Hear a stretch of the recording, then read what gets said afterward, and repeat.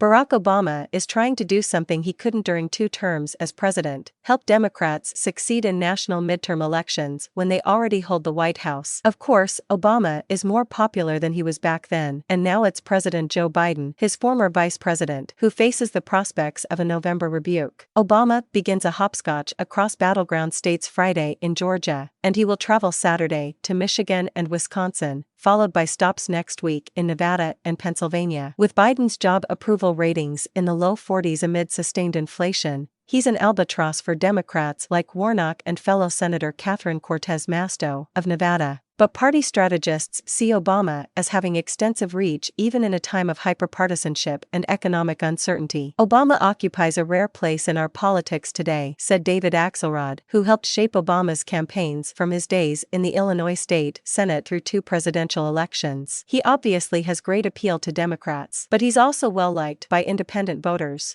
Swimming against those historical tides, Biden traveled Thursday to Syracuse, New York, for a rare appearance in a competitive congressional district. After months of Republican attacks over inflation, he offered a closing economic argument buoyed somewhat by news of 2.6% GDP growth in the third quarter after 2 previous quarters of retraction. Democrats are building a better America for everyone with an economy where everyone does well, Biden said. Yet Lee Smith, a Democratic strategist, said Obama is better positioned to take that same argument to Americans who haven't decided whom to vote for or whether to vote at all. If it's just a straight-up referendum on Democrats and the economy, then we're screwed, Smith said, acknowledging that no incumbent party wants to run amid sustained inflation. But you have to make the election a choice between the 2 parties, crystallize the differences. He couldn't replicate it in midterms, but he's not the president this time. Smith and Axelrod said that means Obama can more deftly position himself above the fray to defend Democratic accomplishments, from the specifics of the Inflation Reduction Act to the COVID-19 pandemic relief package that many Democrats have avoided touting because Republicans blame it for inflation. Smith said Obama can remind voters of years of Republican attacks on his 2010 health care law that now seems to be a permanent and generally accepted part of the U.S. health insurance market. In Michigan, Obama will campaign in Detroit with Governor Gretchen Whitmer, who is being challenged by Republican Tudor Dixon, and in Wisconsin, he'll be in Milwaukee with Senate candidate Mandela Barnes, who is trying to oust Republican Senator Ron Johnson. Each city is where the state's black population is most concentrated. Obama's Pennsylvania swing will include Philadelphia, another city where Democrats must get a strong turnout from black voters to win competitive races for Senate and governor. With the Senate now split 50-50 between the 2 major parties and Vice President Kamala Harris giving Democrats the deciding vote, any Senate contest could end up deciding which party controls the chamber for the next 2 years. Among the tightest Senate battlegrounds, Georgia, Wisconsin, and Pennsylvania are 3 where black turnout could be most critical to Democratic fortunes. It's always been dicey to bring in national Democrats in a midterm, and it doesn't help when they bring a lot of baggage, Smith said of Clinton. Axelrod was more circumspect, saying simply, it's a different time, but he said Obama and Clinton have a similar approach. What Clinton and Obama share is a kind of unique ability to colloquialize complicated political arguments of the time, just talk in common sense terms, Axelrod said. They're storytellers. I think you'll see that again when he's out there.